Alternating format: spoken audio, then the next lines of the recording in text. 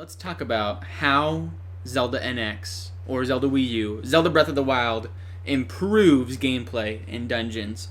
First bullet point. It can be completed without beating the main story. Wolf Link amiibo functionality was shown. I believe we may have, or I wanted to talk about that somewhere in there. Oh yeah. And the Wolf Link is basically, in my mind, Dog meat from Fallout 4. Really cool. We'll talk about that when we get just and everything. The game will have voiceover work, as we talked about. Link will stay silent.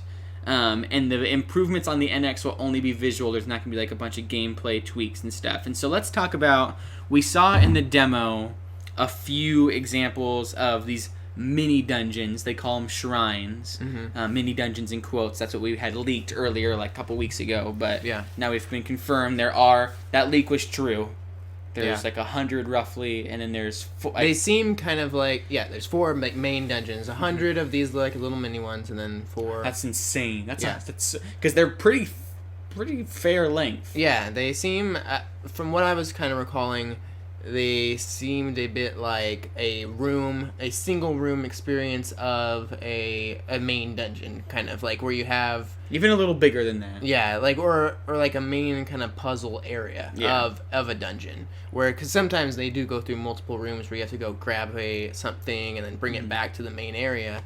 I felt it was kind of like that, where it was one main sort of objective that you're supposed to complete in these things that were fully fledged, like a room or a puzzle before you move on to the next part of a dungeon in a main, a normal previous Zelda installment game. But it's also reminds me of the whole Skyrim, having a whole bunch of little dungeons around. I like the idea a lot. My only kind of concern with it is that for main dungeons is what do we usually get? We usually get 3 kind of dungeons, and then you kind of move on to the 4 main dungeons of the game. Yeah, it depends. Is that usually on how the it game. is? Right. But it's usually the formula is you got a few dungeons in the beginning before you get, or maybe you go to 4 dungeons in the beginning of each temple and kind of do the early version. I think Ocarina of Time had 7 overall or something, 7 or 8 overall. Yeah. And then Wind Waker had a ton because there's so much different islands and stuff. But let's say that all it has is the 4, the water temple and the forest temple, and water, fire, usually water, fire, grass, and there's usually some sort of maybe shadow, maybe would be lens of truth crap like that, or desert temple or something. Yeah, it's usually fire, kind of a fire temple of some sort. Yeah. I think Skyward Sword had 3 provinces. But even if you think of it that way, if you think of let's say this game only has the later game dungeons in it, and all of the beginning dungeons have been divided now into 100 dungeons, 100 mini dungeons. And it's holy crap, that's just absolutely insane, because you think one of those intro dungeons, if you would divide it, I would say it probably equals maybe 4 or 5 at the most dungeons that you could divide it up into and spread it around. So that's 20 dungeons there maybe of these, and then you got 100 in this game. So it's just completely ramping it up. It's gonna be, because the nice thing is also did you play Link? Yeah, you beat Link Between Worlds, right? Yeah. That game, you could do any dungeon you wanted in any order depending on what items you grabbed first. Right. And this is definitely going to that approach where you can do anything you want at any point. Even more so, I guess, relevant to the original Legend of Zelda, where you could do anything you want at any point and stuff. And so we're bringing that back, and that was such a perfect game because, it was just, there was going to be some that are harder than others and some things that you're going to need other items from, and there's just going to be this sense of exploration where I'll start off the game and I'm going to run that way, I'm going to do that shrine right away, and you may just hang back and do that shrine, and there's going to be these puzzles and things, and I bet there's going to be some hidden shrines that you wouldn't even know about unless you blew up this rock, which wasn't very clearly blow-upable and stuff, and there's going to be things like that. There's going to be places where you have to climb up, but it has to be, you can't probably reach it unless it's not raining, because when it rains, I heard that the cliffs get slippery, so you can't climb them up. Interesting. Which is or it takes more stamina to climb in the rain because the rain's hitting your face, and it's just The subtle detail in the game is yeah. just mind-blowing. They showed a GIF the other day of someone kicking a treasure chest, but they didn't have their boots on, so Link stubbed his toe and like fell over and was just in pain. It's just like, oh man, like that's just beautiful. And so that's what I love about Nintendo too, though, is that one thing I think that we should mention that they always do that sets them aside a bit, I'd say, from the Fallouts and the Horizons and the grittier, the games that are coming out from other places, is Nintendo has always had this amazing sense of humor with their games and the subtle details where they're able to make Luigi fun of death themselves. stare and stuff, you know? Yeah, where they are able to poke fun at themselves, at their own characters, at kind of fourth wall breaking a bit, even though that's not, like, stubbing his toe isn't really, but I'd say, like, they do those kind of things all the time where it's just silly and comical, or they go the more cartoony route and homages to, like, just animations that are silly. Especially recently, like, now they have, like, the GPU and all that probably to a lot for stuff like that, like with Mario Kart, like, that they can have... They can have an engine in there and some coding in there that makes it so the characters look at each other when they drive by, which is subtle, but it makes for really funny encounters like the Luigi death stare.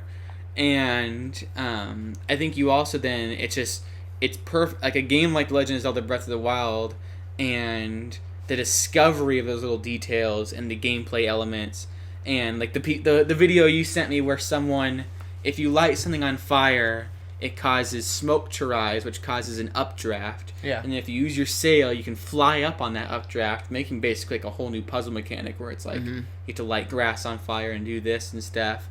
And then when you're elevated above an enemy, you do slow motion when you attack them.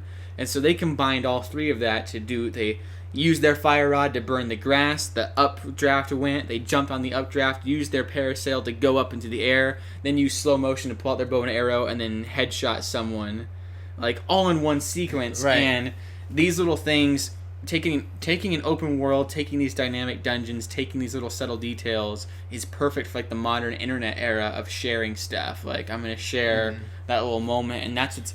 I think it's why Breath of the Wild's being talked about so much, is because there's so much to share from it. Yeah. And Nintendo is just kind of encouraging that and letting it go wild with people just talking about it. And that's maybe kind of why they avoided maybe a traditional show, is because they're just like, let the social media handle Breath of the Wild. Yeah.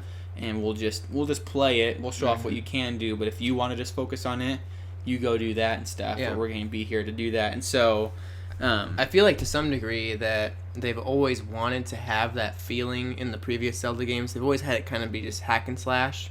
And even in some of the previous, like, I played a lot of Twilight Princess where you do these combo sort of things and then it says, like, to finish, or you do these special things where it's just a button, like, press, and you do some little combo finishing. They have that in this one too, like the rush and stuff. Yeah, but the way that they do it in this one, I feel, is where they actually give you that sense of, like, putting a combo and stringing it together a little bit more than simply just mashing A few times at an enemy and then maybe flicking your stick up or something like that.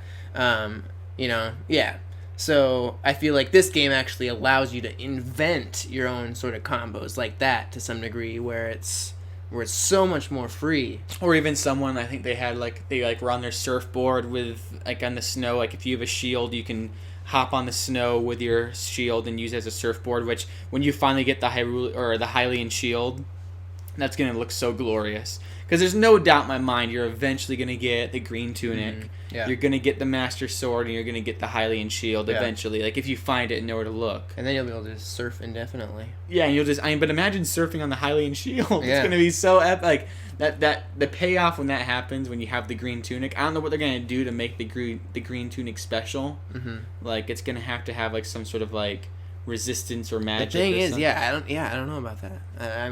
I'm actually wondering, because when we see some of these, like, later things, when he's wearing like heavy armor, potentially it's under that armor. You know, you can always have that possibility. But I almost wonder if, like, every shot we've seen, even when he looks a little more like mid game and he's got like a hood and he looks a little more roughed We never saw him with the Master Sword though. We saw the Master Sword. Yeah, we did see it. So.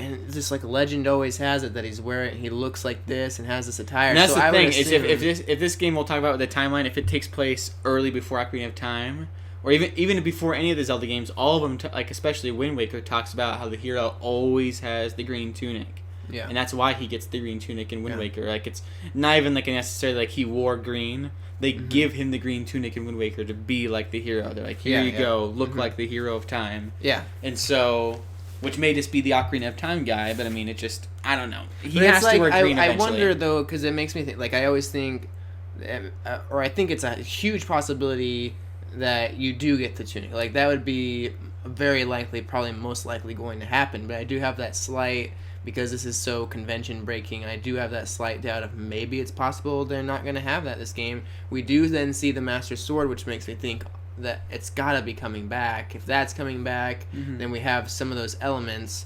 Then I think about Fallout 4 and how you have the you have those mech suits, or what are they called, the power armor suits, and that you can have your, I still am wearing like my Vault Tech outfit, and it's just under my power armor. Also, though, another thing to note is we saw the shots of him in the armor. I wonder if that makes it so he slows down, or if that makes him so he gets fatigued faster, like his stamina may go down faster.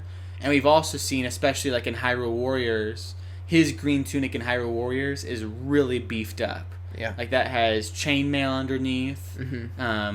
And I just wonder if maybe the green tunic in this game is going to have like very sturdy armor, because it is chainmail. Yeah. But it's also going to be lightweight. Like, it's going to be like that. It's going to be an armor that you want to wear, because it's going to be light, which won't like wear you down, and it won't like be super heavy, won't make you like sink in water. Yeah. But it'll also be sturdy, which you'll get like protected from hits and stuff. So I could see something like that. I could see it being. I think that all this stuff needs to be like, when you finally have the green tunic, the Master Sword, and the Hylian shield, you're gonna feel like it's gonna be like when you have the dragon armor in Skyrim, like when you finally like have like the Daedric armor and stuff, like it's just perfection, overpowered, all of that. I could see it where even though you get like a maybe power, like heavy armor suit halfway through the game before you get to the full final bit, that even in the other Zelda games you'll often fight an enemy that has really strong armor on, but Link's able to somehow hold his own against it. I could see that even being like a really powerful armor, but even Link's tunic being embedded with some magical power and all these extra attributes, that it's like it's better than that flimsy armor or whatever you were just wearing, and with the Master Sword and everything you'll be able to rip right through it, no problem, and so you don't even need it, because there's no way the Master Sword is going to be slowing time. You know how to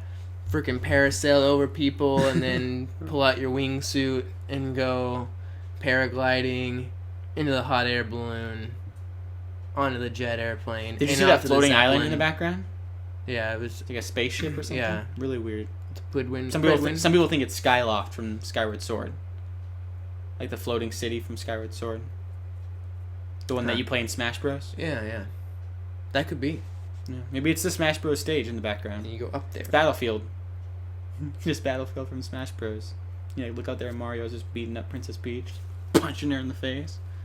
It's like, oh no! I think it'd be so creepy to be on a floating island in the sky. Like, if you were on there, like standing up and like looked over the edge, it'd be like, oh. Yeah, like, what is keeping this up, and what could, like, is it gonna just stop one day? Like, why get down? How do we get down? Yeah. You guys. Another reason to play Skyward Sword. Yeah, the other thing I was gonna say is I don't think there's any way the Mastered Sword will break. Like, you should be able to swing that as much as you want and it won't break. You know what I'm saying? Indeed. Same, yeah, like the surfing and everything, because they said that the shields will break if you keep surfing on them. The shields. Really? Yeah, it wears down on them. Just grinding at So through hopefully the snow. once you get the Hylian shields, yeah, that will not be a problem.